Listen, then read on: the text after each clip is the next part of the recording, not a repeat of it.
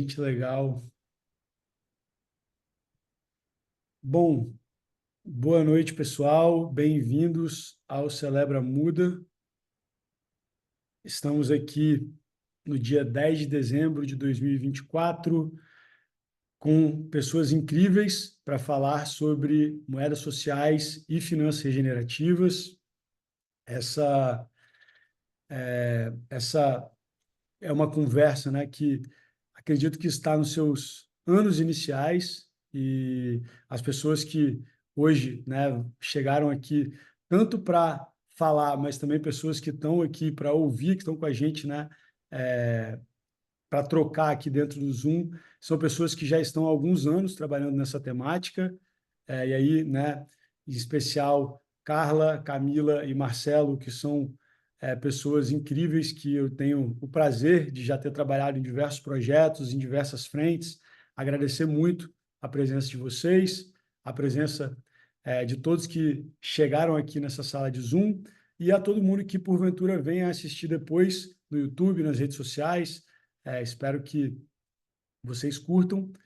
E só frisar, né, que a gente está fazendo o Celebra Muda para comemorar os 5 anos da Rede Muda. A Muda, ela nasceu no dia 1º de dezembro de 2019. Não por acaso é considerado também o Dia da Pura Vida, que é o dia da independência da Costa Rica, né, Carla? Que foi quando a Costa Rica aboliu o exército. Estou certo O na história? dia, pode falar a data de novo? 1º de dezembro. Eu Essa, só não sei do ano. é o dia que na Costa Rica foi abolido o exército mesmo. É isso. E é considerado o dia da pura vida. E a minha afilhada e minha sobrinha também nasceu nesse dia. Então é um dia muito especial. Então a Muda fez 5 anos de vida. Hoje temos mais de 6 mil pessoas usando a plataforma, mais de 500 mil mudas em circulação. E todos que estão aqui nessa ligação, nessa videochamada, são parte disso. Então, como parte do Celebra Muda, que é uma ação que a gente faz todo final de ano, a gente busca unir a rede, conectar as pessoas e celebrar essa nova economia, né? Essa outra economia que a gente está construindo juntos, baseada na alegria e na abundância. Então, eu queria convidar, pela ordem, né, a Carla, depois a Camila e o Marcelo para se apresentarem. E aí depois eu vou fazer uma primeira rodada de perguntas para cada um. E a galera que está na plateia, se quiser fazer um check-in rápido ali, só falando como é que você chega hoje, enfim, sua relação com a Muda, pode escrever ali para a gente manter a interatividade, mas também cuidar do tempo. Vamos lá, Carla. Olá, olá. Boa tarde para mim aqui na Costa Rica, boa noite para vocês. É sempre uma alegria entrar em contato de novo com o pessoal da Muda, com amigos queridos como o Marcelo, como a Mila, pessoas que estão trabalhando nessa área. Eu sou Carla Córdova, sou da Costa Rica, casada com brasileiro, então me sinto assim, meio brasileira também. Eh, Originalmente sou comunicadora, essa é a minha profissão, mas eu falo que essa foi a minha primeira vida. A segunda vida foi quase uma década de trabalhar na área ambiental, social, com comunidades. E a terceira vida, que essa aqui é a vida que eu descobri a tecnologia blockchain, e que eu criei junto com o meu marido, Ranulfo, a Cambiatos. E para mim é muito lindo escutar que a Muda já fez 6 anos. Não acredito, Luiz. Que incrível. 5, 5. 5. Ah, poxa, 5 aninhos. Incrível que tantas coisas já aconteceram com essa ideia que um grupo de pessoas teve faz um tempo atrás. Fiquei contente e feliz. Eu sou cofundadora da Cambiatos e da Coffee Blocks e sempre trabalhando temas de impacto, finanças regenerativas, moedas sociais e tudo que seja de bom com essa tecnologia maravilhosa. Obrigado, Carla. Mila, se você pudesse apresentar um pouquinho também para a gente. Um prazer e uma alegria estar aqui com vocês, né? Revendo amigos, colegas e pessoas com as quais a gente já passou tanta coisa interessante, importante e divertida. Fechar o ano, né, em clima de celebração é sempre muito interessante e para um tema como esse, nobre e relevante, dá uma alegria especial. Bom, para quem ainda não me conhece, meu nome é Camila Rioja, eu sou a minha vida pregressa no Velho Testamento, como dizem, foi como advogada. Eu trabalhei em escritório por mais de 10 anos e fiz aí uma transição de carreira para empresária em tecnologia muito lastreada na minha paixão e na minha curiosidade, né? Eu sempre fui muito curiosa e sempre tive uma certa inquietude com relação a coisas que não me pareciam funcionar de uma forma eficaz e que poderiam, na verdade, ser hackeadas. E aí que eu uso a palavra hackear, né, no conceito e no termo de utilizar conhecimento técnico, né, conhecimento, a técnica para, enfim, resolver problemas, conhecimento técnico e design para resolver problemas. E aí, dentro dessa lógica, acabei me apaixonando por um tema chamado Computational Law, que é como você traz sistemas, né, de regras, não necessariamente uma lei, mas uma regra, um acordo, para algum sistema computacional e autoexecuível, ou como você utiliza as tecnologias para inferir quais regras fazem benefício para aquele sistema. E eu acho que já vai ficando claro para quem é de blockchain como é que eu vim parar aqui. Eu abri uma consultoria, trabalhei como head para a América Latina de uma blockchain Layer 1, e faz um ano que a gente lançou o Instituto Plexus. A gente vai ter a oportunidade de conversar um pouquinho mais sobre isso, e a relação com moedas sociais, mas de antemão já agradecer aqui esse convite para estar nessa noite de terça-feira com vocês. Show de bola, Camila. Muito obrigado. Sempre um prazer ter você aqui com a gente. Marcelão, meu conterrâneo, capixaba erradicado agora. Não sei nem se é mais Bahia, se é Minas, se está no Rio. Fala aí, Marcelão, tá por Bahia, onde? tô na Bahia. Quer dizer, tô na Bahia não, moro na Bahia, mas agora eu tô em Ouro Preto. É, bom, eu sou pesquisador originalmente, vim da academia aí. Passei um tempo na consultoria, primeiro para recursos especiais e extraordinários, para escritório de advocacia, e depois diretamente para a legislação no geral, mais associado ao Senado.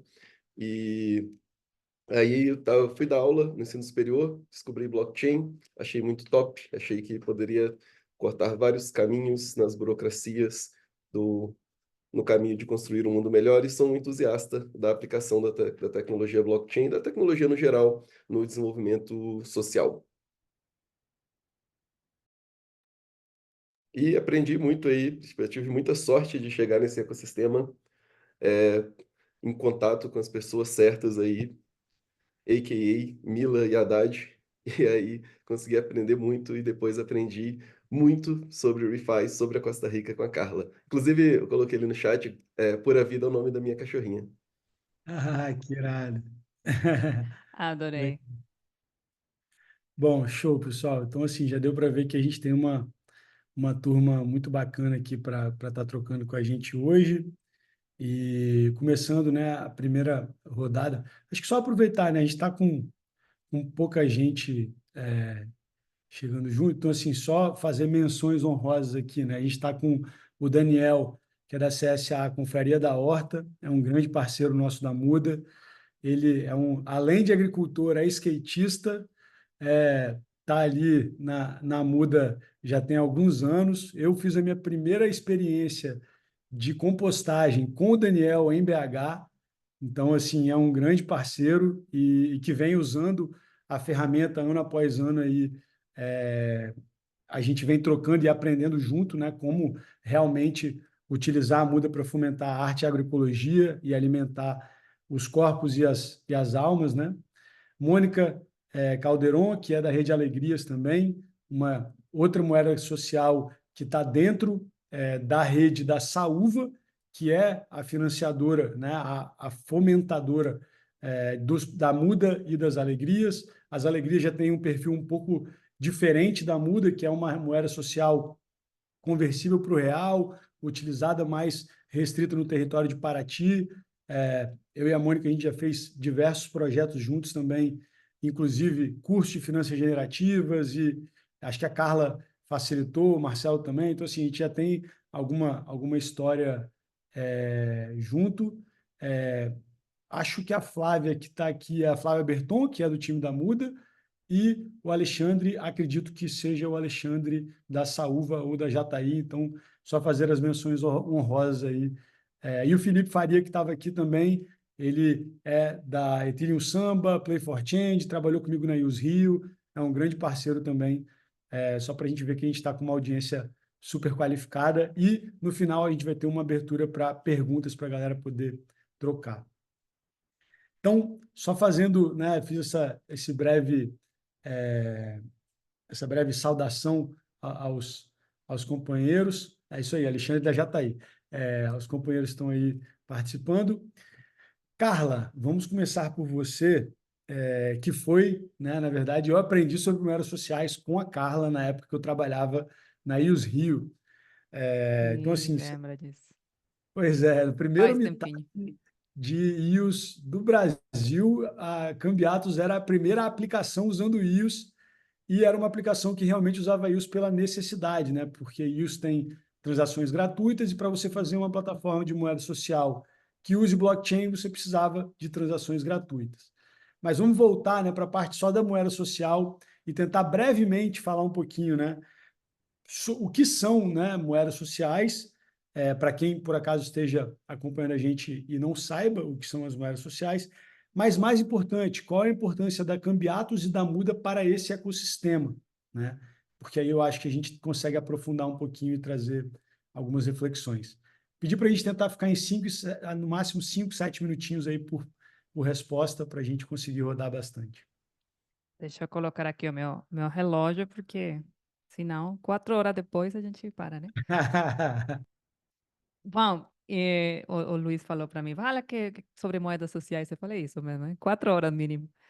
Não, é uma temática que eu pensei 3 palavrinhas que são bem chaves. Uma é um mistério. Primeiro é um mistério para a maior parte das pessoas que nunca ouviram falar de outra coisa diferente, só de usar dólar, ou usar colón, ou usar real.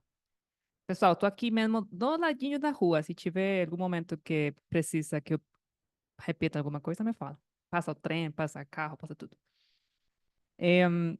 Tá, a primeira palavra é surpresa, normalmente.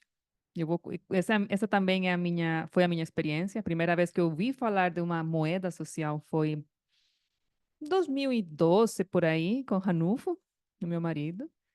E essa foi a minha reação. Que isso? Como é que isso existe? Isso não é uma coisa muito diferente. Segunda palavra é surpresa. Como é que isso existe? Tem milhares de pessoas usando já, né? Quando você descobre que não é um caso, dois, três, que tem bancos sociais no Brasil, que tem moedas. Naquela época a gente falava 4.000 moedas sociais no mundo, agora não sei quantas serão, quantas poderiam ser, mas muita experiência interessante de muitos modelos diferentes.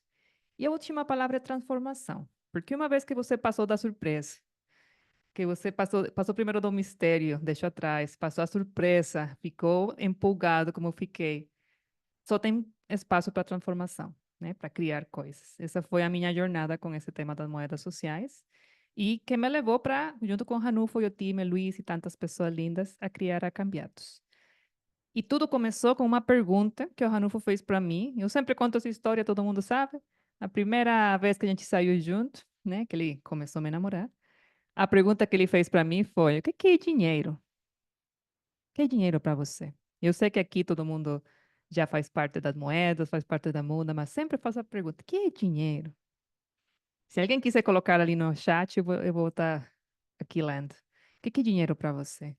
E a maior parte das pessoas falam que dinheiro é uma coisa que serve para trocar por produtos, por serviços. Uma coisa que serve para poupar para o futuro, né? Para guardar valor para o futuro. Ou uma coisa que são, não sei, moedinhas e notas de papel, ou numerocinhos numa conta, né? E tudo isso são as formas do dinheiro, são as funções do dinheiro. Mas o dinheiro realmente e todos aqui sabemos isso, é um acordo entre uma comunidade, grupo de pessoas, que decide usar alguma coisa, que pode ser notinhas, que pode ser numerocinhos digitais, que pode ser semente de chocolate, que nem aqui na Costa Rica, na época pré-colombina, ou pode ser qualquer coisa que você quiser. E que tem, então, a função, sim, de servir como meio de troca, ou de algumas outras coisas. Pelo menos como meio de troca. Isso é dinheiro. Um acordo entre pessoas para usar algo e fazer alguma transação, conectar com as outras pessoas.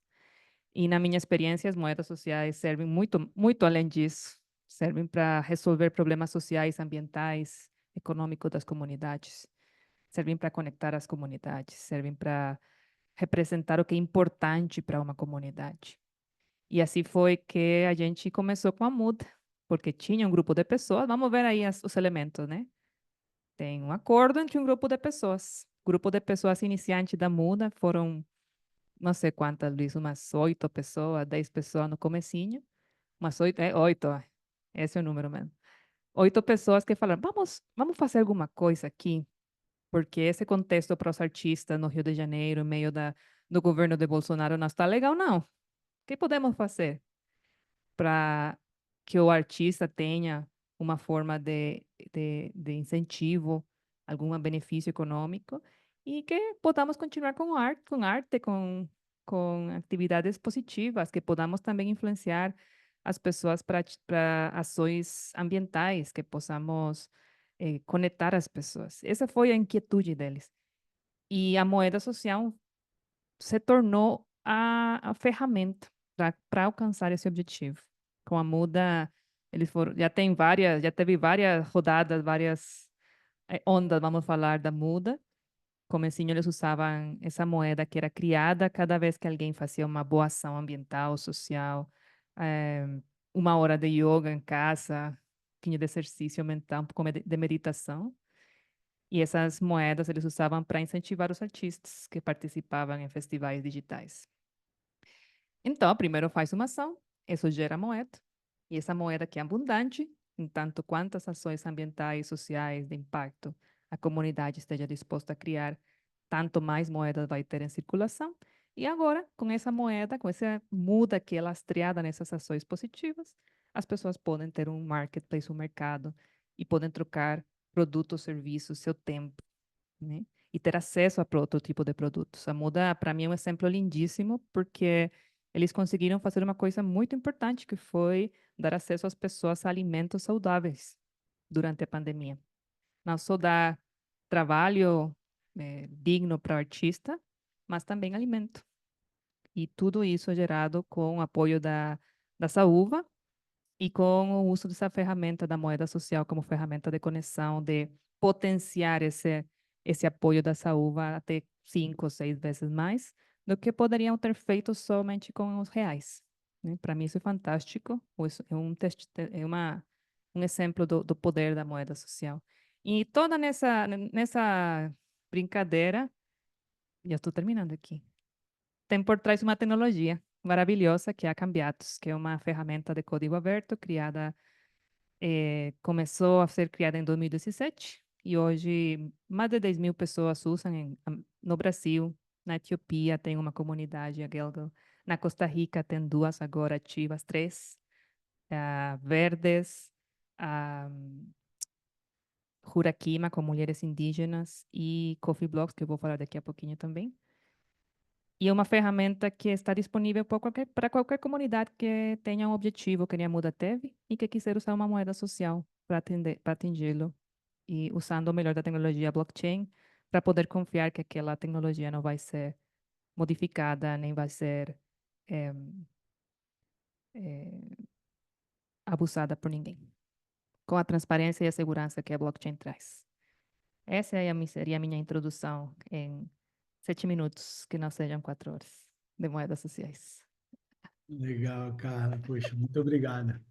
E é bacana, né, você trazer esse ponto, porque quando eu conheci João, Carla e Lelê, foi quando eu tive o primeiro contato com a Muda, eles já tinham experimentado fazer a muda, e na época, né, era Banco da Cultura, e aí eles tinham experimentado num formato um pouco mais, digamos, tradicional, com o e-dinheiro, e tentando fazer essa coisa um pouco mais localizada, Só que o fato de ter essa regionalização, de ter umas regras um pouco mais rígidas, digamos que não dava asa para a imaginação do coletivo. E aí, E o quando coletivo que tem imaginação é esse aqui, né? Pois é, exato. O que não falta para a gente, para esse coletivo, é imaginação, né? Um coletivo de artista, palhaço, surfista, hacker, produtor cultural, então, assim, agricultor, skatista. Então, o que não falta é imaginação para a gente. E aí, quando eu apresentei a Cambiatos e as possibilidades que a gente teria, foi aquele momento tipo, ahá. Foi assim, De caramba, transformação. Isso. que maneiro! E a gente só pode fazer o que a gente faz porque a Cambiatos funciona usando a tecnologia do blockchain. Então a gente consegue que a moeda tenha, né, consiga circular para além de um território. Ela tem gente que usa muda na Costa Rica, na Argentina, no Brasil. O Daniel está em Minas, a, a Mônica está em Paraty, Flávia está no Rio, Marcelo na Bahia. Então, assim, sabe, Mila acredito que esteja em São Paulo. Então, a gente consegue ter. E, por exemplo, todo mundo que está nessa call hoje pode reivindicar mudas, né? Usuário novo. Então, assim, são coisas, né? São formatos de criação de dinheiro e de circulação do dinheiro que, quando a gente pensa nas estruturas tradicionais de moeda social, elas limitam um pouco. E aí, já que entramos, né, nesse ponto, eu quero convidar a Mila para falar um pouquinho sobre o Instituto Plexus, que é uma iniciativa nova que ela está liderando, e o Instituto Plexus, já vou dar um spoiler, né, ele também está trabalhando com a temática das moedas sociais e de finanças regenerativas, e entender, assim, Mila, como que você tem visto, né, esse ecossistema no Brasil e no mundo, dado que você, quando atuou na Celo, também teve muita interface, né, com projetos internacionais. A gente agora na DevCon esteve, né, com a galera de outros projetos. Então, como que você tem visto? Se couber em 7 minutos, tá? Mas, enfim, pode ficar à vontade também, que você está com um limite um pouquinho de tempo. Se quiser extrapolar e até 10, está tranquilo. Engraçado que justo na minha hora tá passando o carro da pamonha aqui embaixo, Carla. Então, se você achou que estava complicado do seu lado, do meu, vocês provavelmente vão escutar sobre a pamonha que o meu Manda para querido cá o carrinho, saudades. que o querido cara aqui passa do mínimo 2, 3 vezes. Bom, aí um fato, né? Eu sou de Brasília, o que nada mais é do que um quadrado ali retirado no meio do Goiás. Então, eu, inclusive, agora fico com fome quando eu vejo um pedaço da minha terra passando aqui embaixo do meu prédio. Então, Luiz, eu me considero sortuda, cara, assim, porque eu tive a oportunidade, né? É esforço também, mas é uma pitada de sorte, porque eu já pude conviver com esse ecossistema de diferentes lugares. Já pude conviver com esse ecossistema, né, ali como, enfim, dentro de uma fundação e provendo, dentro do possível, o suporte que às vezes era escutar a dor da comunidade, né, que trazia essa temática. E aí eu acho que a Carla colocou muito bem, porque tem uma série de surpresas no caminho e na jornada da questão da moeda social. E uma grande surpresa que eu quero adicionar, Carla, ao que você trouxe, é realmente o pioneirismo e o contexto do Brasil para com essa temática, né? Porque são ali mais de 180 iniciativas que têm estruturas diferentes, regra de governança diferente, razões de ser, né, muito diferentes. Então, é bastante interessante, assim, né? Eu vou voltar um pouco já para essas considerações mais gerais, mas vou começar falando um pouquinho do Plexus, porque depois de muito pensar como, né, e por que o que estava, eu ficava olhando assim para o ecossistema e falava, poxa, qual será o melhor lugar que eu tenho para contribuir para o que está acontecendo? E não só eu, o grupo de pessoas, né, que estava se movimentando aí para isso que veio a ser o Plexus. E a gente entendeu que poderia ser interessante ter um instituto de ciência e tecnologia focado em tecnologia emergente. E focado em tecnologia emergente com um propósito muito específico, que é democratizar acesso aos benefícios da tecnologia emergente. Então, o Plexus nasce dentro dessa lógica de olhar para o ecossistema, fazer algumas perguntas e pensar, poxa, nos parece faltar um lugar que congregue e que possibilite a convergência dos diferentes atores que são necessários para botar as iniciativas de pé, não só as iniciativas regenerativas de pé, mas também para prover, enfim, os diferentes pontos ou os diferentes elementos que garantem a perenidade de um projeto.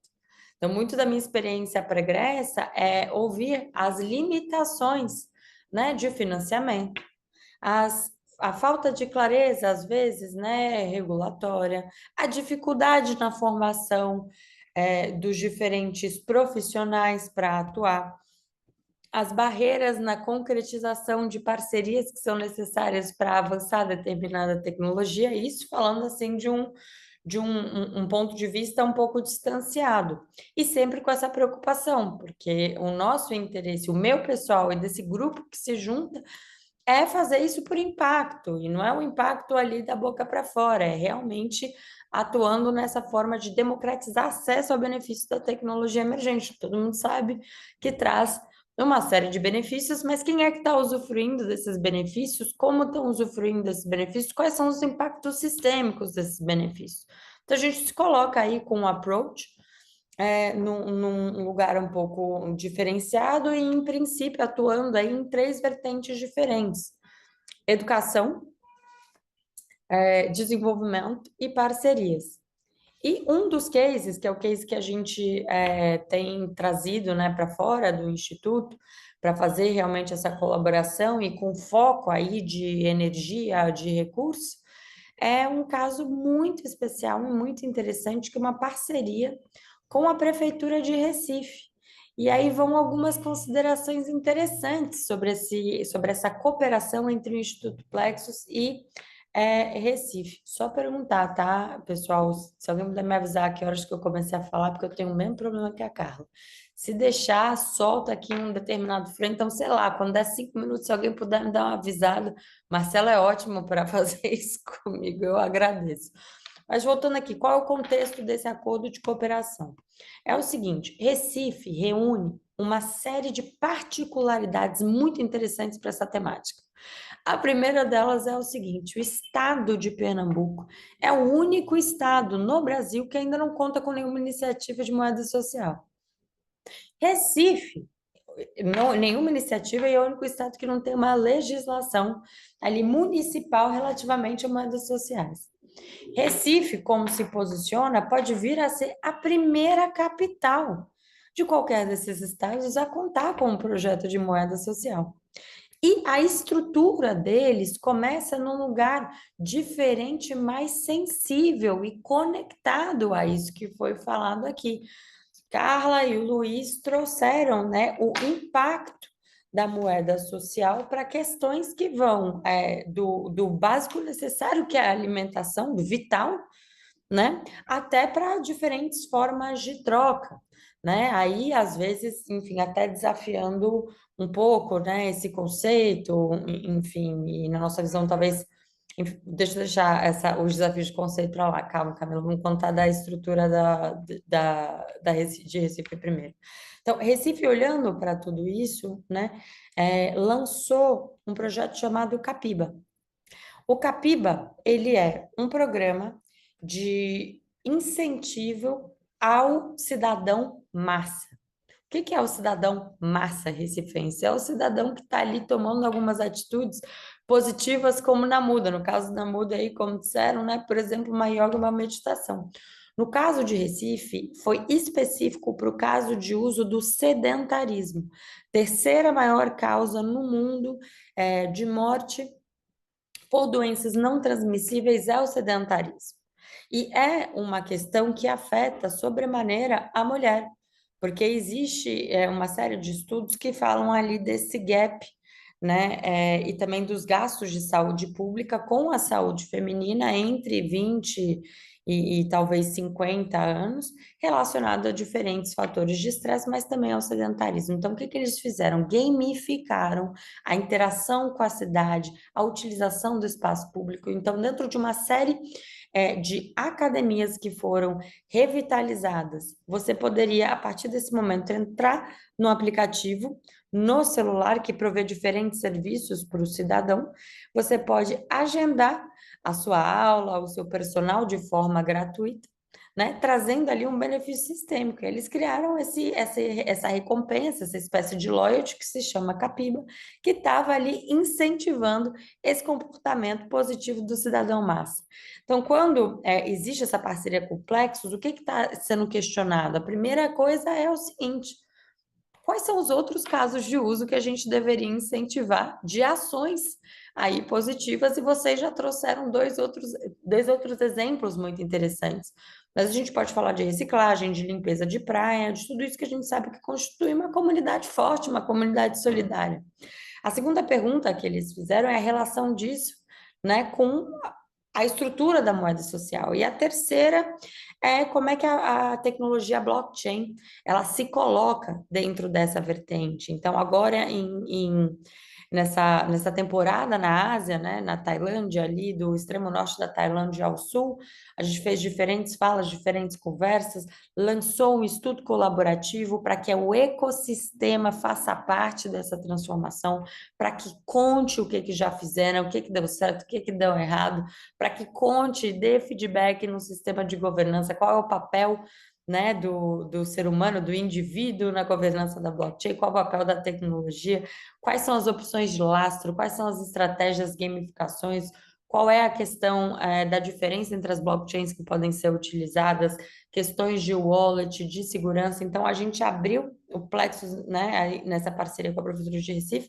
essa jornada que começa com o estudo colaborativo, que inclusive todos vocês estão mais do que convidados. Aqui eu acho que é mais um estilo assim, intimação, de trazer a experiência, de contar como é que foi, de sugerir os contornos, né, desse programa que vem aí para somar a esse esforço, e eu não digo assim, tem um pioneirismo óbvio nessa iniciativa, mas o que eu gostaria de ressaltar é como é importante a gente pensar em toda essa estruturação como uma construção que vem a partir do histórico de moedas sociais e do Banco Palmas e de tudo mais que foi realizado, né, no Brasil, como uma construção em cima, né, e a partir de toda a energia e todos os projetos em blockchain que já foram realizados com relação à moeda social. É uma construção que ela vem no momento em cima de um contexto,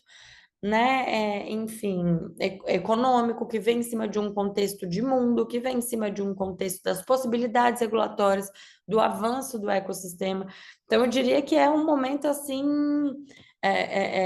instigante para estar vivendo e para estar discutindo tudo isso, porque a conjuntura, seja dessas questões que a gente trouxe aqui, o estado de Pernambuco ainda não tem uma moeda social, Recife poder ser a primeira capital a fazer isso em blockchain, a toda a experiência que a gente tem somada, né, dentro dessa cultura, ao pioneirismo no Brasil em moeda social na Web2, que é uma história, assim, são histórias, né, aí muito relevantes, e deixar esse nosso convite aqui, né, na verdade, do Instituto Plexus, da gente entender como é que faz essa jornada ela ser colaborativa, porque é a força, né, desse ecossistema, são os aprendizados desse ecossistema que vão nutrir as oportunidades enfim, desse novo momento aí das moedas sociais. Então, um resumo: Plexus é um instituto de ciência e tecnologia que tem por objetivo democratizar acesso ao benefício das tecnologias emergentes.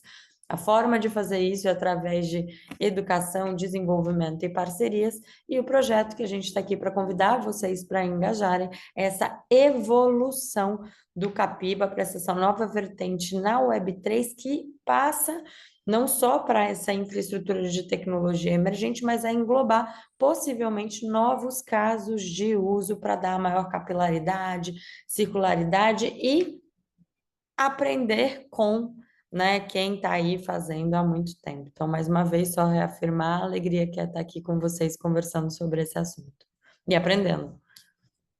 Show de bola, Camila. Eu lembro até hoje uma conversa que eu tive com o Joaquim, lá do Instituto Palmas, e foi muito legal, né? Porque o Joaquim, ele também é palhaço, né? Então ele é super divertido, e aí eu lembro que ele, quando eu expliquei um pouco da muda, ele olhou assim, ele falou, ué, então, o que vocês fazem é complementar o que a gente faz. Igual no banco você tem dois tipos de produto financeiro, aqui a gente tem dois tipos de moeda social.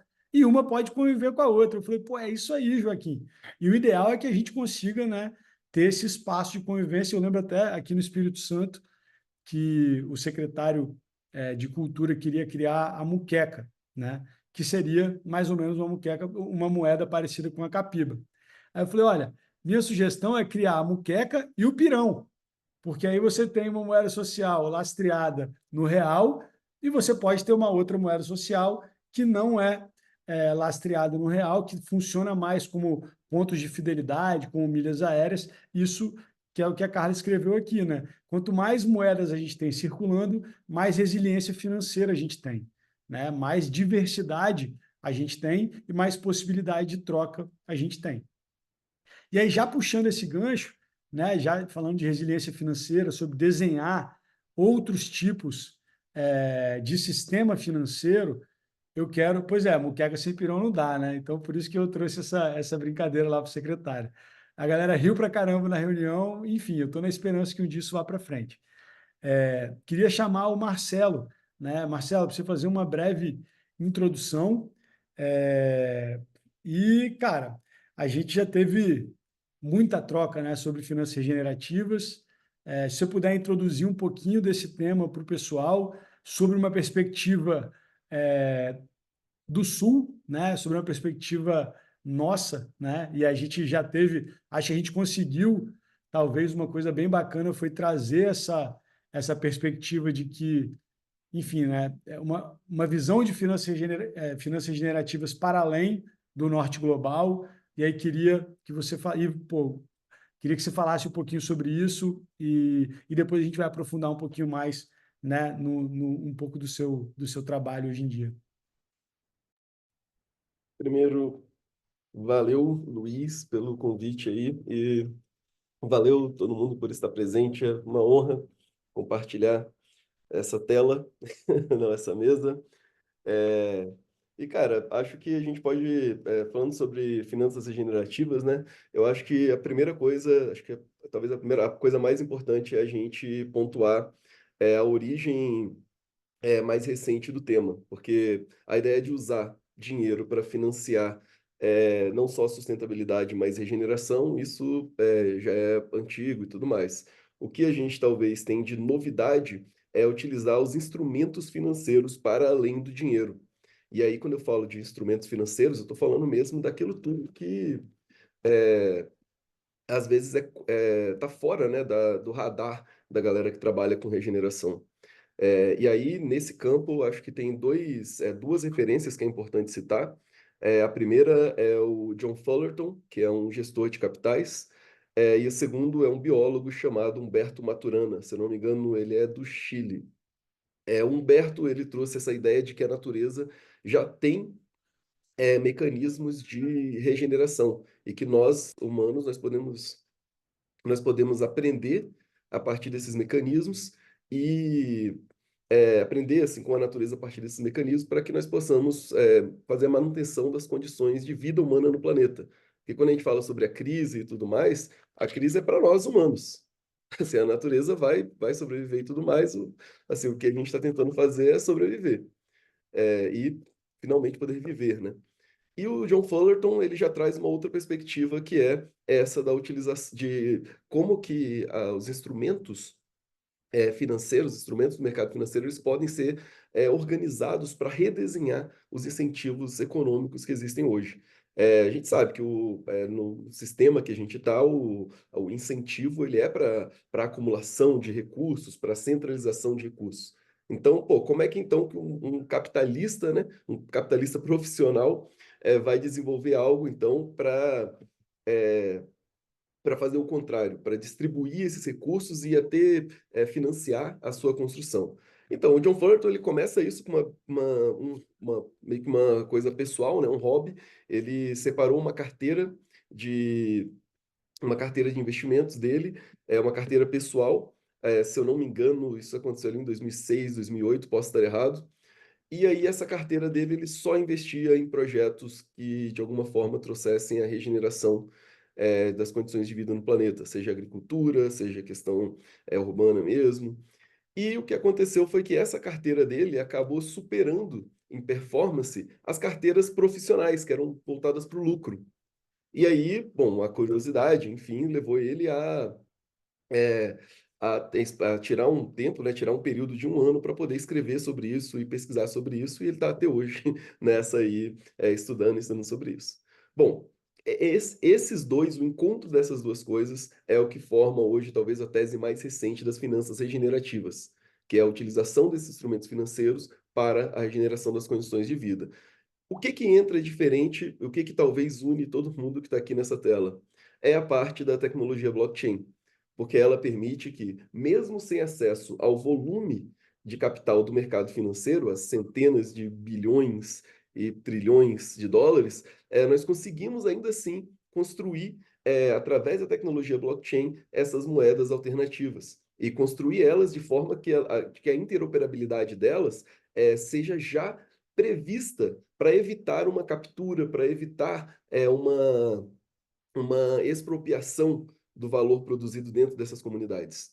Então, assim, eu acho que essencialmente, talvez, se eu falar sobre o ReFi, a partir de uma perspectiva do sul global, eu acho que o contorno da tecnologia blockchain traz esse elemento que talvez faltava para a gente. Porque antes já existiam as teses, só que, pô, o que que a gente vai fazer se a gente não tem acesso ao volume de capital que o norte global tem? E agora, com a tecnologia blockchain, nós temos como fazer esse desenho financeiro para que possamos manusear o valor que nós temos aqui dentro. E aí, um outro exemplo de moeda social eu esqueci o nome agora, caramba, mas eu moro na ilha de Veracruz e lá tem uma cidade chamada Matarandiba.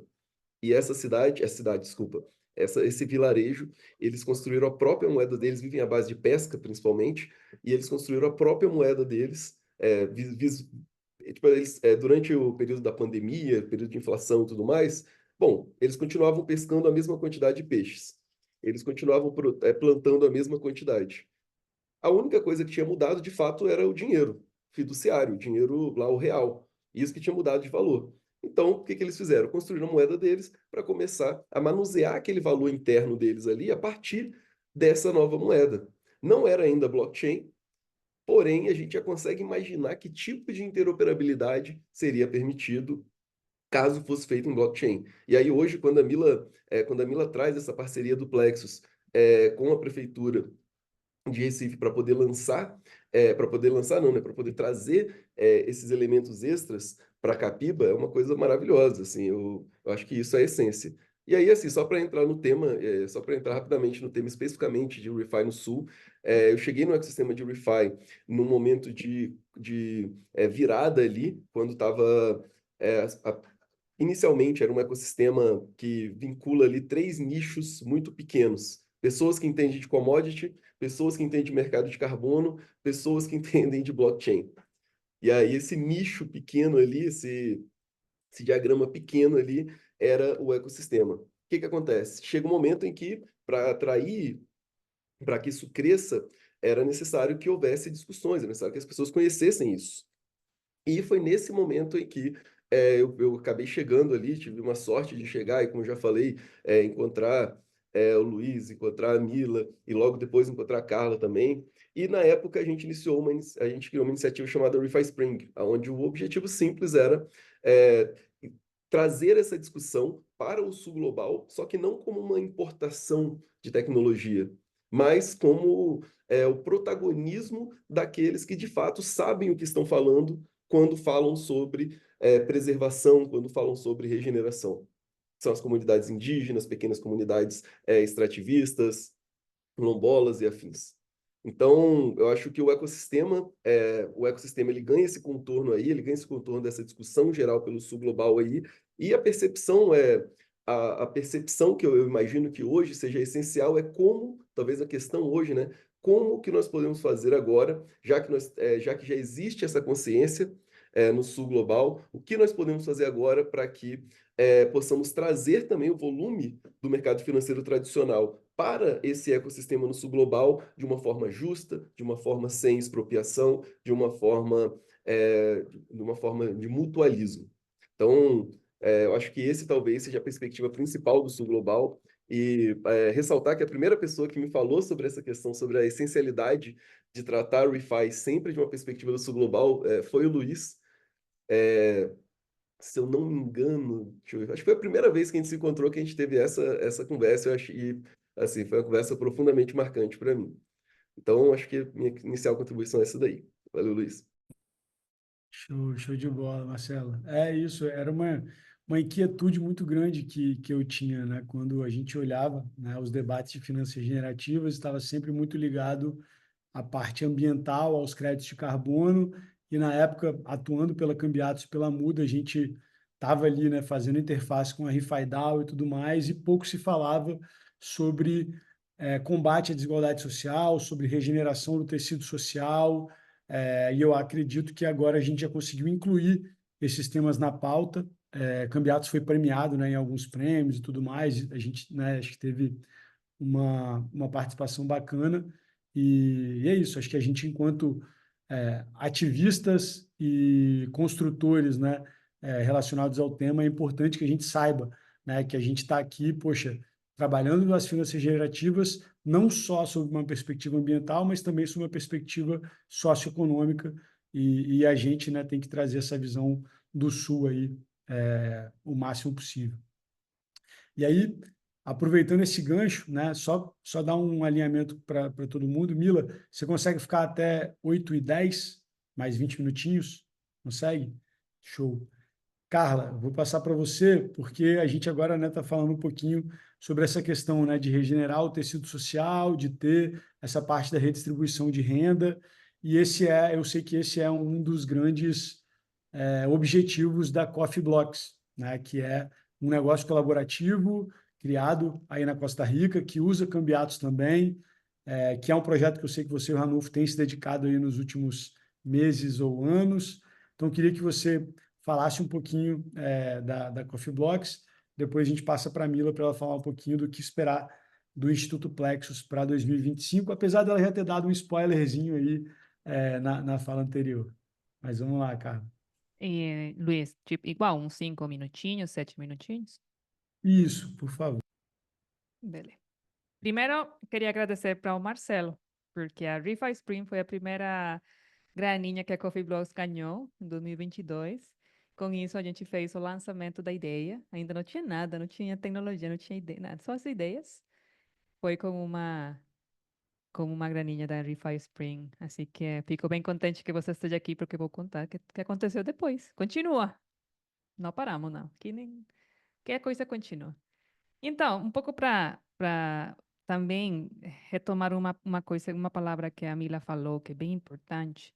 Não sei se vou falar certinho em português. A perenidade das moedas, das iniciativas. E como fazemos para garantir que elas permaneçam no tempo, né? Ou pelo menos o tempo que elas precisem ficar, permanecer, né? Que elas sejam necessárias. E na experiência da Cambiatos, a gente aprendeu muito disso. Cambiatos continua ativa e as comunidades, a Muda tem o suporte da Saúva. A Verdes, que é uma comunidade na Costa Rica, tem suporte do Centro Comunitário, que é uma entidade filantrópica local também. A Gelga, na Etiópia, tem apoio da Tear Fund, que é uma foundation.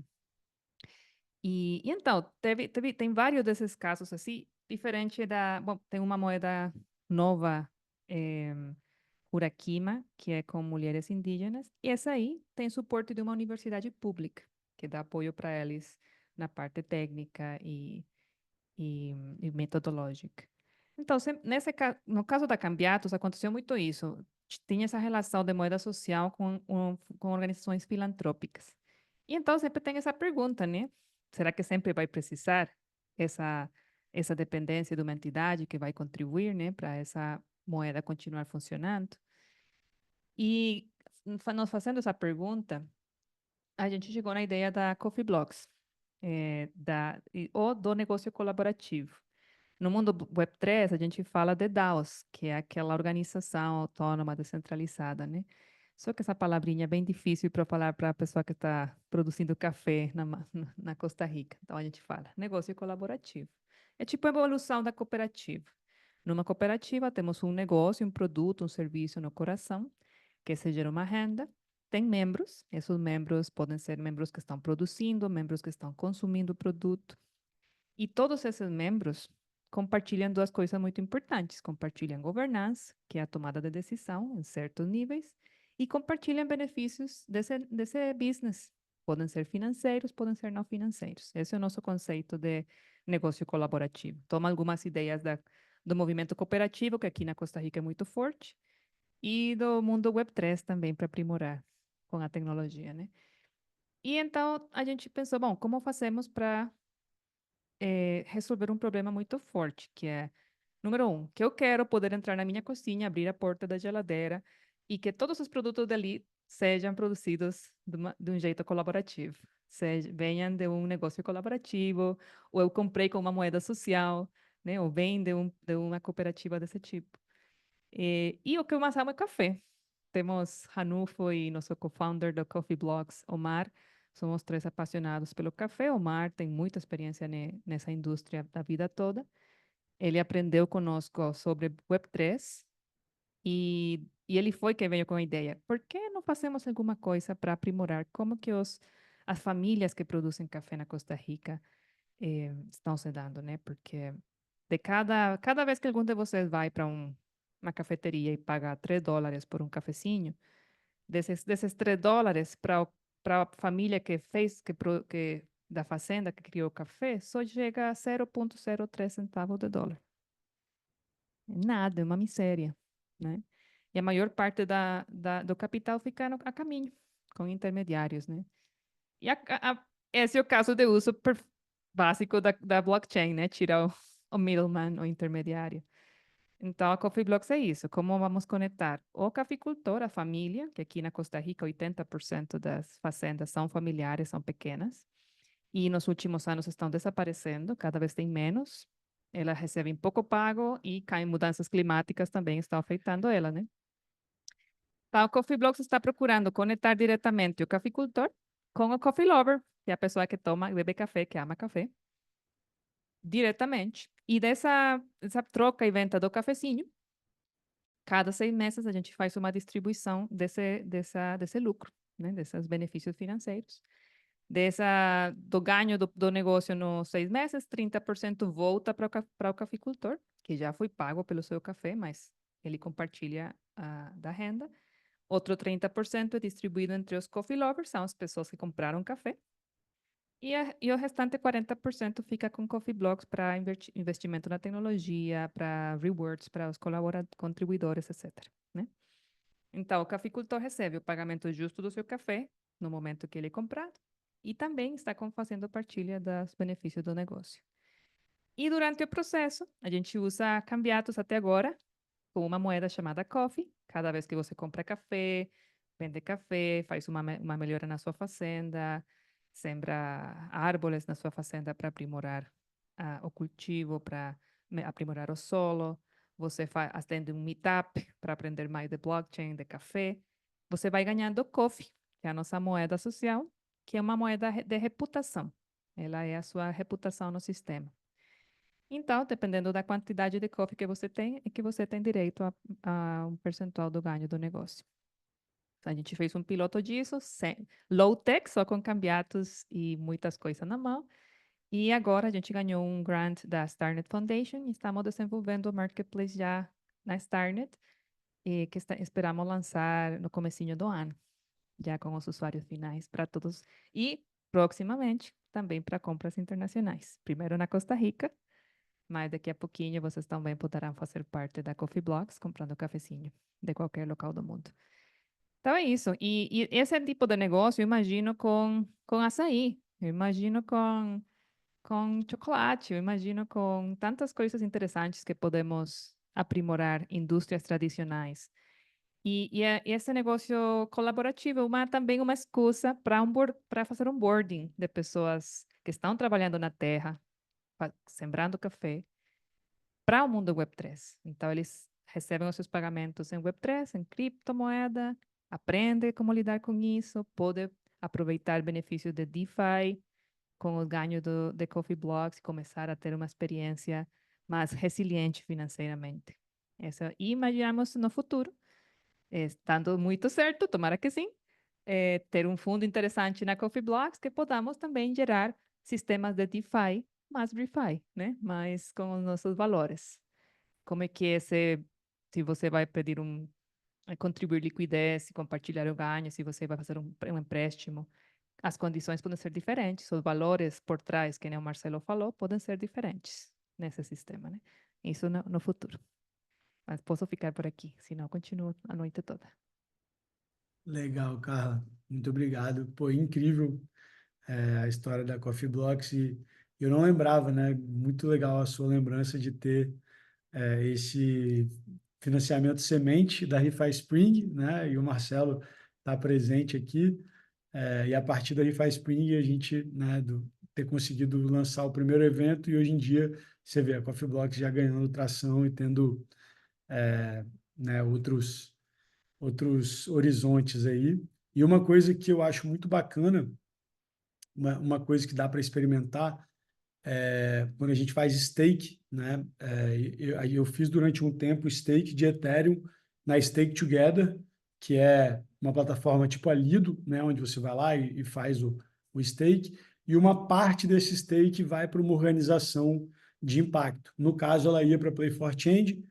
Eu não sei o que aconteceu, acho que a Stake Together pivotou, então eles mudaram o produto e tudo mais, mas daqui a pouco vai aparecer alguma ferramenta que vai dar para fazer algo parecido. E aí imagina que, sei lá, os coffee lovers podem fazer stake, destinar uma parte para Coffee Blocks e digamos que uma parte que for destinada já vira café e aí eles Ótimo, recebem, sabe? maravilhoso.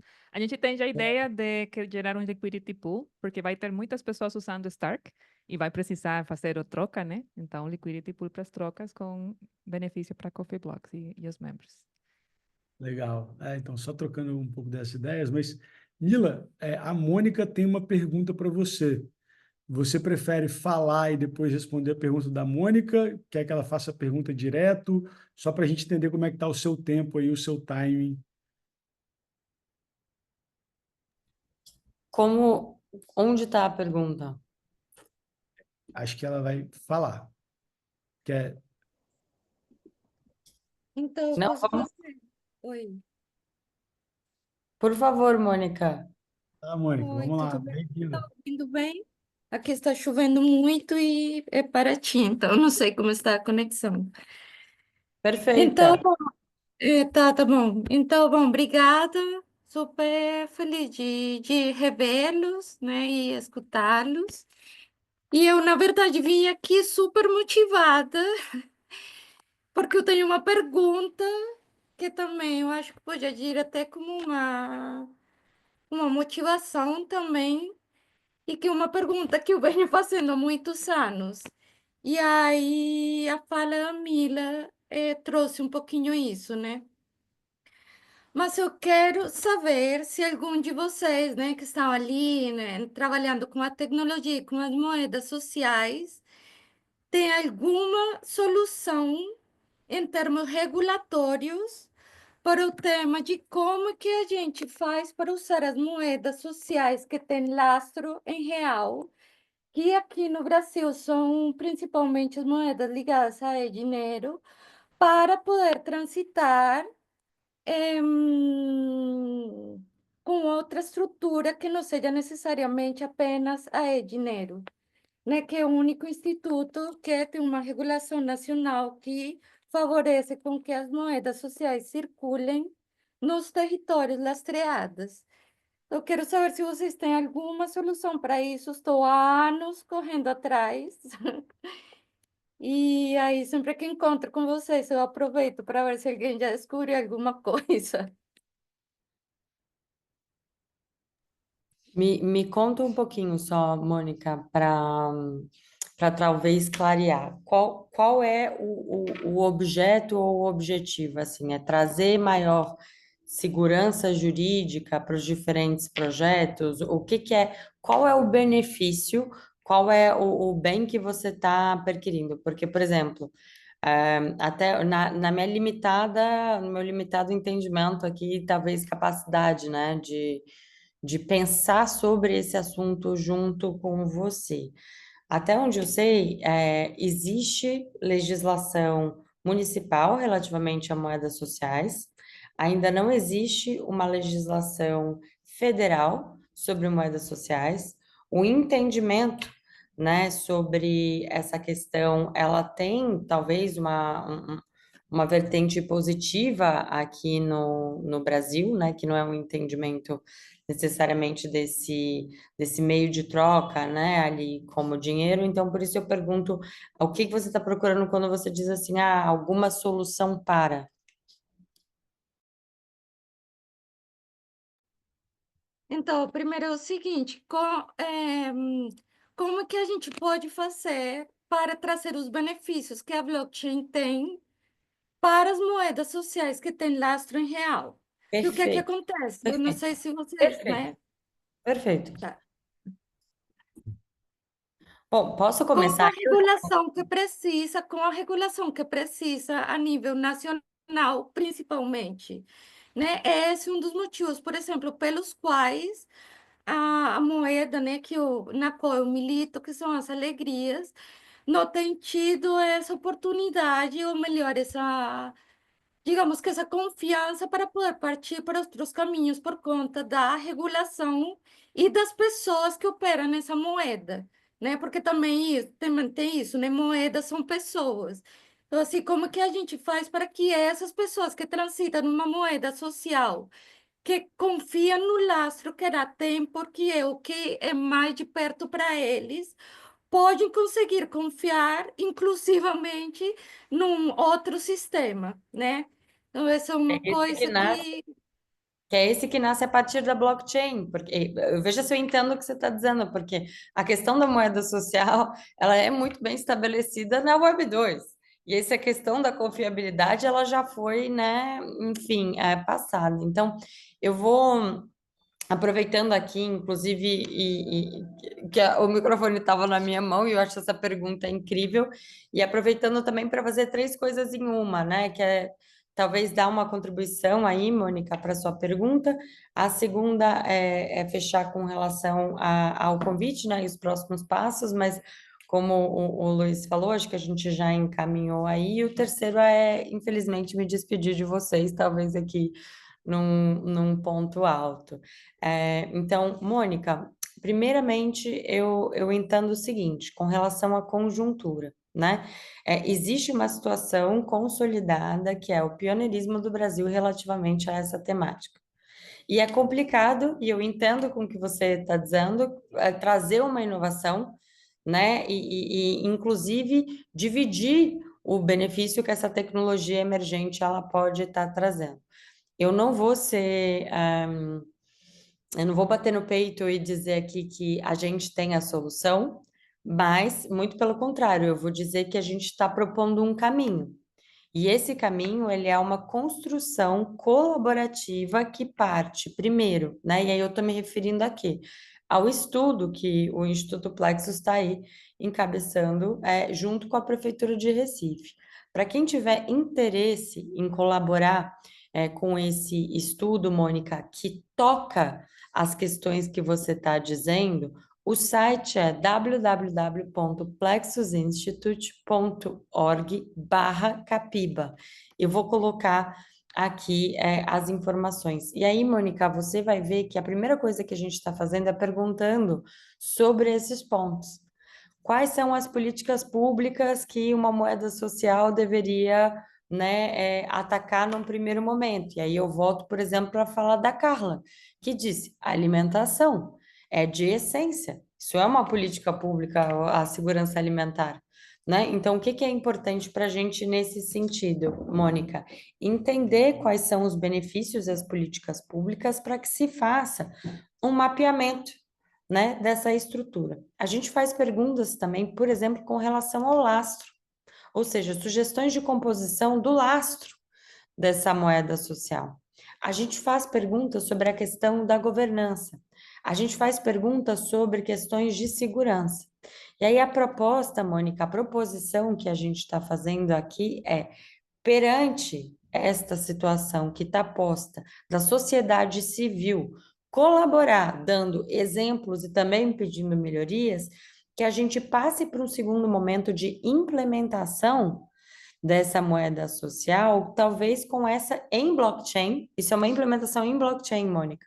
Então, seria a primeira moeda de capital, num estado que ainda não tem uma moeda social, em blockchain, ou seja, já nessa infraestrutura blockchain, com essa proposta de democratizar acesso ao benefício que isso traz. Então, eu não posso dizer aqui para você que a gente tem a resposta, mas o que eu posso te afirmar é que a gente está neste caminho e que decidimos fazer isso de forma colaborativa.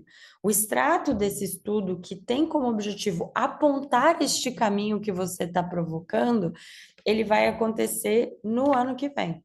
Então, falando, aí já entrando um pouco aqui na pergunta do Haddad, o que esperar para o ano que vem? A gente espera primeiro fazer a publicação desse estudo colaborativo, após essa rodada de inputs, né, de feedback da comunidade, de algumas entrevistas e, quem sabe, de algumas demonstrações, né, de tecnologias nesse sentido que funcionam, esse é o ponto 1, e partir para a implementação de MVP, de prova de conceito, desta moeda social, com lastro e com o amparo, né, da prefeitura em Web3. Então, a gente espera, Mônica, que isso seja uma construção colaborativa e que some a esse caminho. É uma questão extremamente ambiciosa, por isso que a gente se coloca aqui de uma forma humilde para dizer que tem que ser a partir da história do e-dinheiro, é a partir da história do Palmas, é a partir da história da moeda, é a partir da história das construções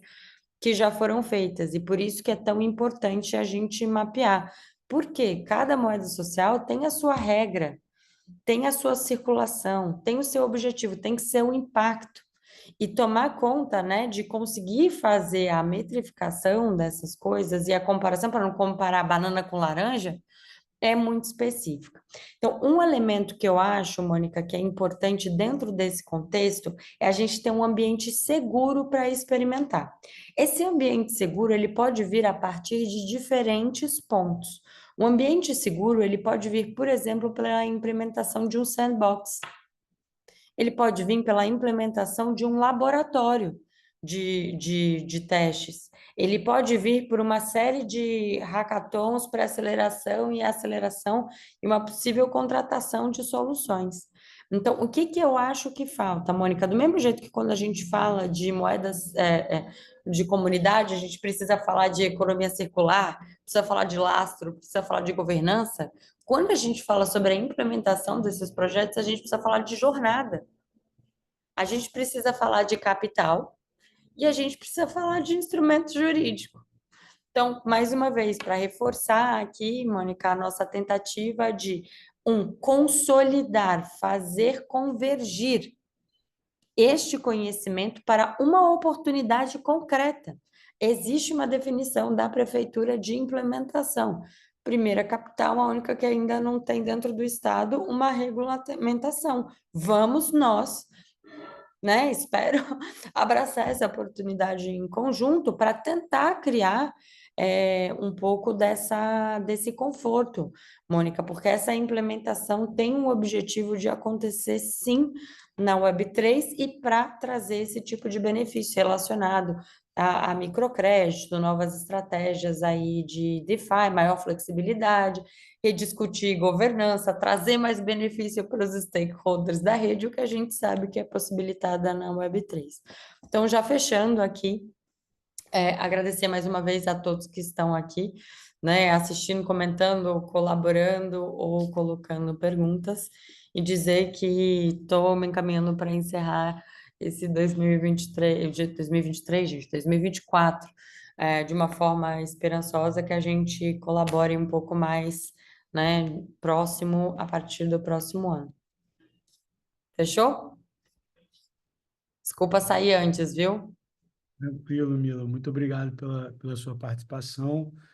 E acho que até só acrescentando, né? Eu acho que a gente hoje, Mônica, respondendo a sua pergunta, né? A gente ainda não tem o arcabouço regulatório e não tem as ferramentas preparadas. E aí uma coisa está meio que dependendo da outra. Para desenvolver a ferramenta, a gente ainda precisa de um pouquinho mais de segurança regulatória, é o que eu suspeito que vai acontecer em Recife. E aí, tendo essa regulação que permita a gente testar, por exemplo, uma moeda social apoiada pela prefeitura e pelo município que use reais ou uma moeda baseada em real e também uma moeda que use blockchain. Aí eu acho que a gente vai conseguir ter um experimento um pouco mais avançado. Deixar a Carla aí complementar também, mas só passando um pouquinho, porque de tudo que eu vi até agora, ou a moeda está 100% no blockchain e ela não está lastreada na moeda fiat, ou ela está no fiat, mas aí ela não está no blockchain. Vai lá, Carla. Sim, só para acrescentar um pouquinho, disclaimer, eu não conheço a legislação brasileira, mas só acrescentando um pouquinho, pensando na pergunta da Mônica, né, que ela falou da segurança, que significa, eu faria a questão, o que significa essa segurança, né? O que quer dizer com isso? Se quer dizer, por exemplo, que as pessoas normalmente ficam um pouco nervosas com o mercado cripto, porque ele é muito especulativo e o preço das moedas muda muito de um dia para outro, às vezes que bom, às vezes que ruim, né? Mas eu entendo que para criar um projeto que normalmente está atrelado com atividades comunitárias, sociais, tal, você precisa outro tipo de segurança nesse preço, dessa expectativa, né? E para isso, nas criptomoedas, dá para usar os stablecoins, né? Que são essas moedas que elas mantêm um valor, que estão atreladas com o dólar ou com outras moedas e permitem um a um, né? E uma previsão de onde que esse preço vai ir. Então, eu falaria, se vai por aí, eu faria, bom, eu sempre gosto de fazer pilotos, que nem a Mila falou, experimentos. E eu sempre falei para as pessoas, não precisa mudar tudo. Você tem alegria, você tem a muda, você não precisa mudar tudo. Deixa isso aí que está funcionando, mas cria uma coisinha que permita a você, a seu time, a comunidade experimentar, né? Brincar um pouquinho, tipo colocar os pecinhos ali na beira do mar para começar a ter a experiência de como é que essa tecnologia funciona, as vantagens, as possibilidades de DeFi, né? Tem muita coisa para fazer em termos de DeFi, de finanças descentralizadas, só usando stablecoins, sem precisar nem entrar na especulação das criptos. E já só isso vai ter um desempenho muito melhor que os planos e as oportunidades que tem no sistema financeiro tradicional para gerenciar fundos a longo prazo, meio prazo. Isso por um lado. Pilotar, experimentar, para mim isso é fundamental, porque isso que dá as pistas, como a Mila falou, para ir criando, co-criando essa regulação, que é melhor que ela venha depois dos experimentos, para ela não vir mas bem a restringir o que a gente tem de criatividade, né? Por aí. Show de bola. Obrigado, Carla. E é isso, eu acredito que, bom, para quem não sabe, né, eu conduzo um estudo sobre o ecossistema da América Latina, onde eu analiso a regulação, o ecossistema e os principais indicadores de adoção, né? E acaba que a gente está tendo agora uma onda de regulações amigáveis para o mundo cripto. Agora, né, com os Estados Unidos também sinalizando muitas coisas que vai ser mais amigável, isso também tende a refletir na América Latina como um todo. El Salvador já estava liderando esse caminho há um tempo, Costa Rica também, Brasil também, a Argentina agora também tentando estar um pouco mais amigável, já tem sandbox na Colômbia, no México, então, assim, a gente, em termos legislação amigável, né? Diria que no mundo a América Latina é um lugar relativamente amigável e agora, né, com os Estados Unidos liderando e a gente tendo, né, todo esse aumento no valor do Bitcoin, de outras criptos e tudo mais, isso tende a ter um reflexo positivo na regulação. Vai lá, Carla. Não, e só rapidinho, eu sei que Marcelo também está esperando aí. Vocês falam que não tem regulação, e Brasil está no topo da América Latina. Vocês têm o melhor que tem na América Latina, Latina. Faz uns dias, eu sou também a presidenta da Associação Blockchain aqui na Costa Rica. E teve um encontro de presidentes e pessoas representantes de organizações a nível latino-americano, incluindo o Brasil, sobre como é que está a legislação e o contexto regulatório nos diferentes países. Tem países que nem a Costa Rica, que estão bem no comecinho, tem países que estão mais avançados, e o Brasil está liderando. Então, vocês têm muita coisa já avançada, e quem tiver um projeto que usa o real world assets, o ativo do mundo real, que está conectando coisas de verdade no mundo, que nem o cafezinho. Estou conectando café com o mundo Web3, representando isso, esse cafezinho com um NFT, com um token. Cesta de alimentos, né? Açaí, que nem eu falei antes. Coisas reais no mundo físico, tangível, com o mundo Web3, vai ter muita oportunidade e o Brasil está gerando muita estrutura para que isso aconteça com o Brasil liderando na América Latina. Então, fiquem de olho com essa oportunidade aí.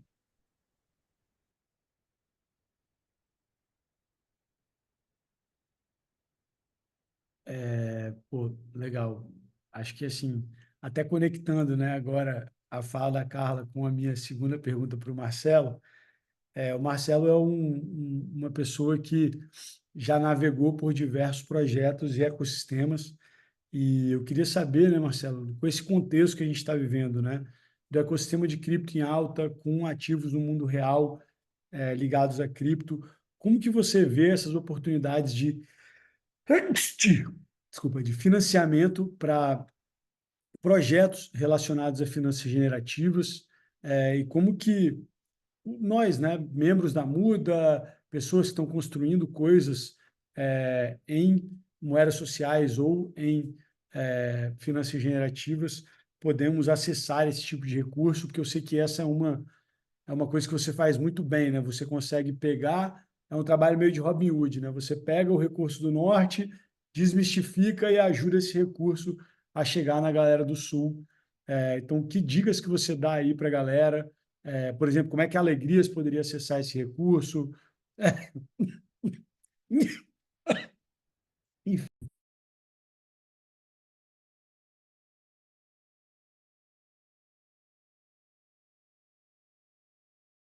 Você está no mudo, Marcelo. Ah, desculpa, desculpa. Olha, galera. Bom, eu acho que inicialmente a gente tem que entender esse sistema, esse ecossistema de grants, né? As grants, elas são os editais do ecossistema de serviços e produtos criado ao redor da blockchain, né? Que a gente chama de Web3. E esses editais, eles têm por objetivo sempre fazer o ecossistema específico de quem está oferecendo eles crescer. E esse crescimento ele é medido de formas diferentes do que a gente está acostumado na economia tradicional. Por exemplo, às vezes você simplesmente trazer pessoas para criarem uma carteira específica, para testarem uma aplicação, isso já conta bastante. E aí, vou dar um exemplo da própria ReFi Spring. A ReFi Spring, a gente não tinha modelo de negócio. Nosso modelo de negócio era pegar dinheiro e entregar para pessoas do sul global que pudessem organizar eventos para discutir ReFi.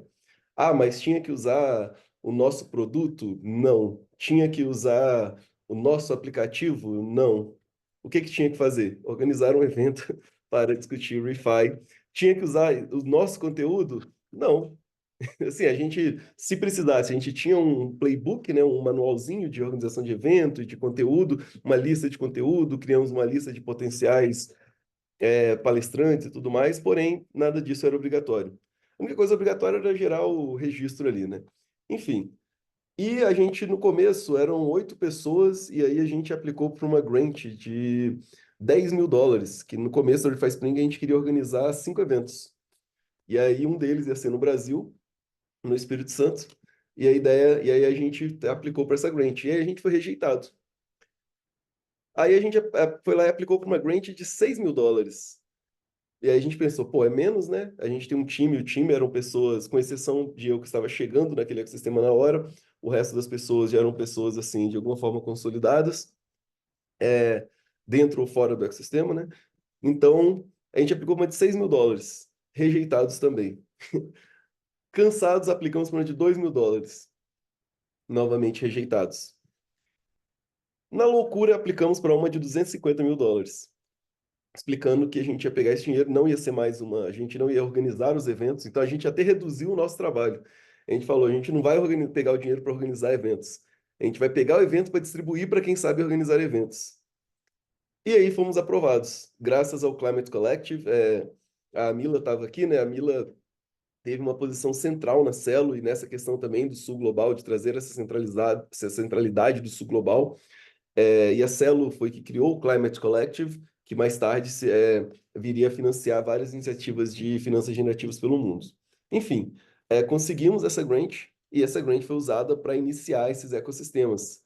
Se eu não me engano, e na época era um trabalho assim, de louco. Se eu não me engano, foram mais de 47 comunidades de ReFi que na época a gente criou. Eu era o Community Builder, então eu que ia atrás, né? É claro que ninguém constrói uma comunidade, a comunidade ela se constrói a partir das pessoas ali no local. Geralmente você tem que catalisar, você tem que dar aquele choquinho inicial. Mas assim, eu citei esse exemplo da ReFi Spring para explicar que é muito importante você saber, é, além de quanto dinheiro você precisa e o que que você quer fazer, com qual interesse isso que você quer fazer se alinha. Por exemplo, na ReFi Spring, o nosso interesse, o nosso objetivo não se alinhava com uma grant de $10.000, porque realmente não teria muito efeito, porque a gente conseguiria fazer alguns eventos, mas isso não mudaria a narrativa do ecossistema. Porém, se alinhava com essa de $250.000, porque afinal de contas seria uma coisa de nível planetário. Então, e aí fez diferença. Hoje o tema de finanças generativas em blockchain é algo comum. Tudo quanto é evento, você vai e tem lá. Hoje em dia, a própria Ethereum, a rede, né, é uma das maiores redes, mudou sua forma de validação para reduzir o consumo de energia. Enfim, teve um efeito de ecossistema. Não teve um efeito de um retorno financeiro. Então, eu acho que talvez a primeira coisa é isso, é você entender que tipo de critério, que tipo de interesse aquilo que você quer fazer satisfaz. Vou dar um outro exemplo de financiamento que vem através da blockchain, e ele vem nativamente através da blockchain. Esse é o modelo do RetroPDF. O que é o RetroPDF? O RetroPDF ele é um modelo o Retro Payment for Public Goods. O que significa isso? Que é o pagamento retroativo para pessoas ou iniciativas que estão construindo public goods. E aí, cara, cheguei. E você tá falando.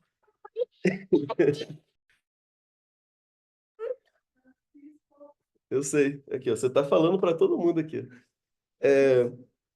E aí,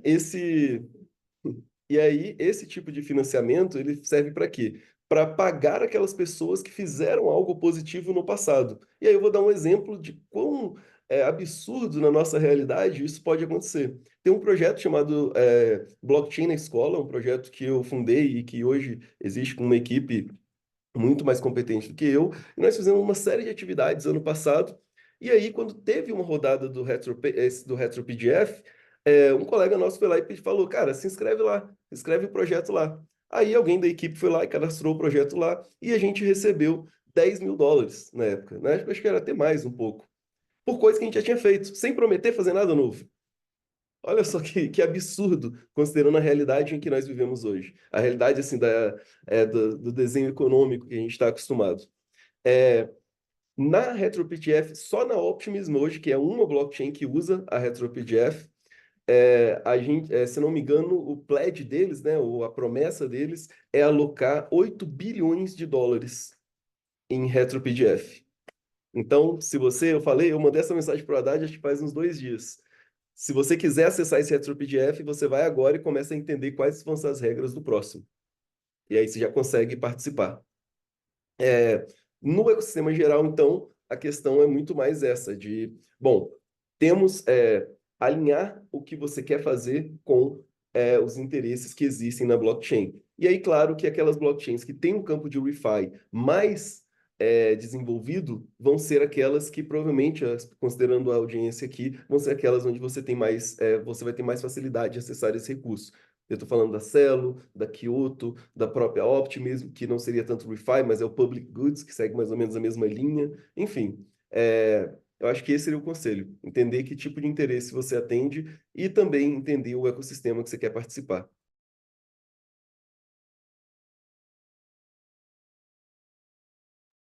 Cara, excelente, Marcelo, muito legal.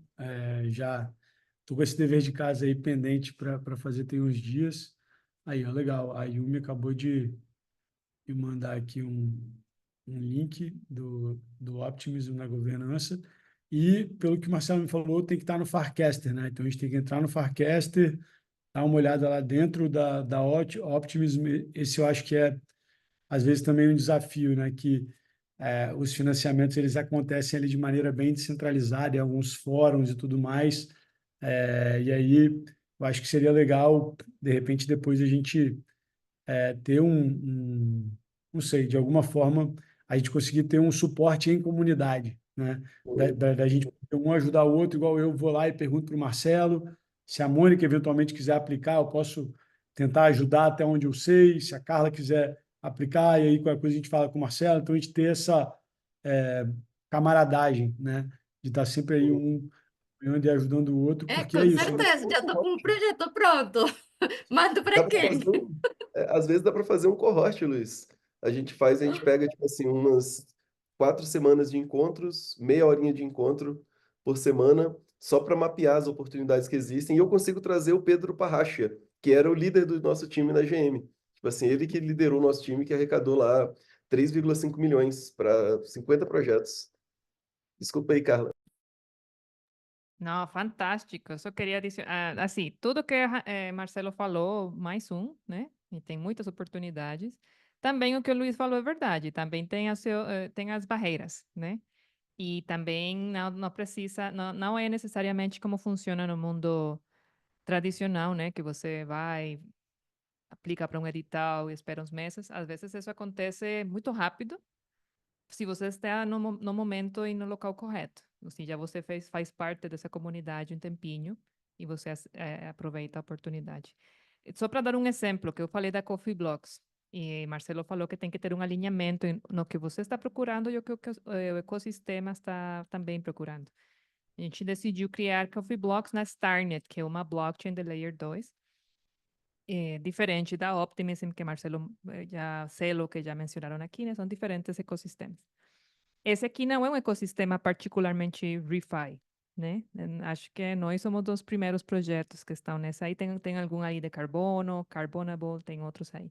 Esse ecossistema tem três coisas, três narrativas, vamos falar, que eles estão apoiando agora. Muito forte. Coisas que sejam consumer apps, coisas que estão voltadas para o usuário final, para trazer pessoas novas ao ecossistema. É uma coisa que todos vocês têm. A Muda tem quantas pessoas já que criaram conta na Muda, Luiz? 4.000, 5.000? Acho, né? 6.000, imagina. Tem 6.000 pessoas ali na Muda, né? Esses ecossistemas estão desejando ter pessoas reais, né? Não geeks, não os que estamos já no mundo tecnológico faz tempo, não. Pessoas que estão na rua trabalhando, produzindo comida, artistas, pessoas não do mundo Web3, pessoas novas. Porque hoje, nos ecossistemas, os aplicativos estão quase que competindo por os mesmos usuários, né?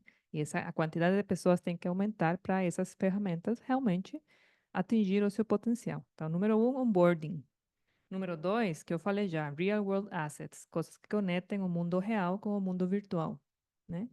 E a terceira, nesse ecossistema, é gaming, videogames, para vocês que são todos os criativos, né? Que adoram educação e ensinar através do jogo, da risa, da brincadeira.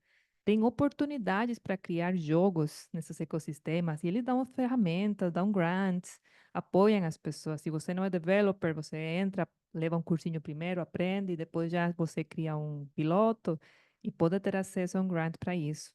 A nossa ideia é que esses cafezinhos virtuais que estamos gerando com a Coffee Blocks possam ser usados futuramente nos jogos do ecossistema. Você está ali com a sua personagem num joguinho, cansou, não tem energia? Ah, mas tem o NFT do cafezinho da Coffee Blocks, tem energia de novo, pode continuar brincando, né? Coisas do tipo são possíveis, e então por isso tem que experimentar e procurar qual que será o melhor fit, ou melhor, você acha aí o pontinho perfeito de conexão.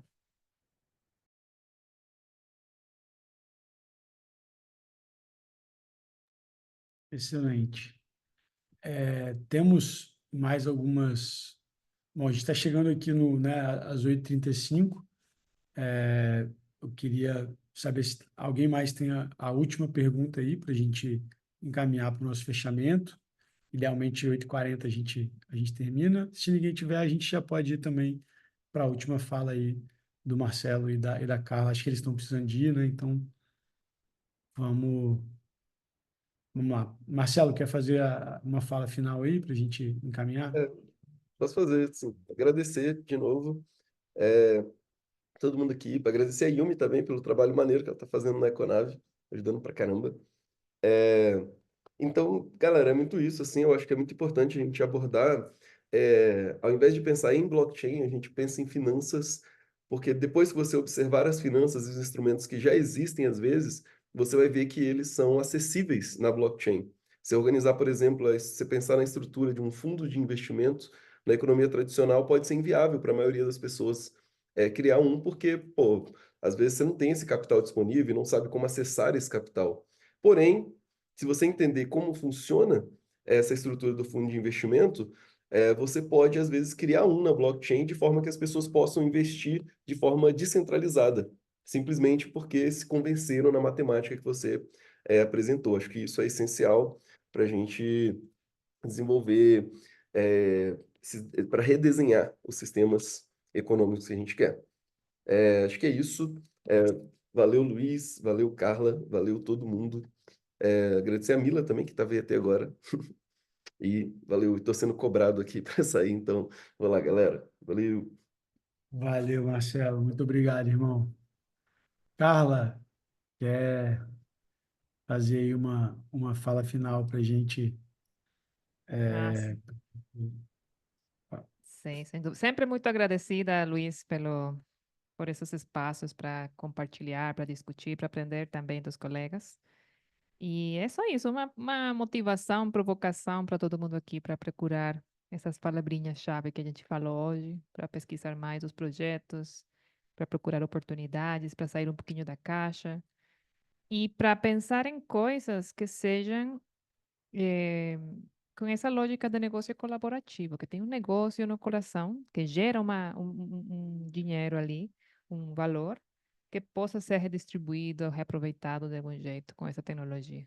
Vamos criar coisas que sejam sustentáveis financeiramente para nós, para gerar impacto, para continuar fazendo impacto por muitos anos a mais. Essa seria a minha motivação. Sempre podem contar com a Cambiatos, a ferramenta está aí disponível para quem quiser ter a experiência. E um pouquinho de spoilers, nosso projeto, nossa ideia é, depois de criar a Coffee Blocks, gostaríamos muito de criar a Cambiatos. Esse seria tipo o primeiro passinho da Cambiatos do 2.0, a segunda versão do Cambiatos que vem no futuro, já com alguma dessas ferramentas integradas. Então, estamos com esse projeto.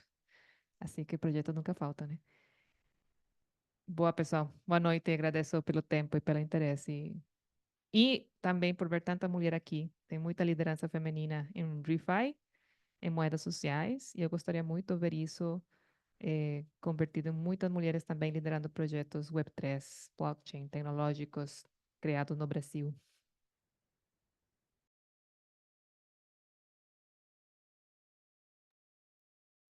legal, pessoal. Bom, show de bola. Queria agradecer a presença de todos que ficaram aqui até quase 9 da noite. Obrigado aí, Yumi, Flavinha, Carla, Mônica, Alexandre, todos que, Marcelo e Mila que estavam aqui, todo mundo que passou, muito obrigado. Minha grande reflexão, e aí trazendo, né, um pouco do que eu vi na DevCon, agora na Tailândia.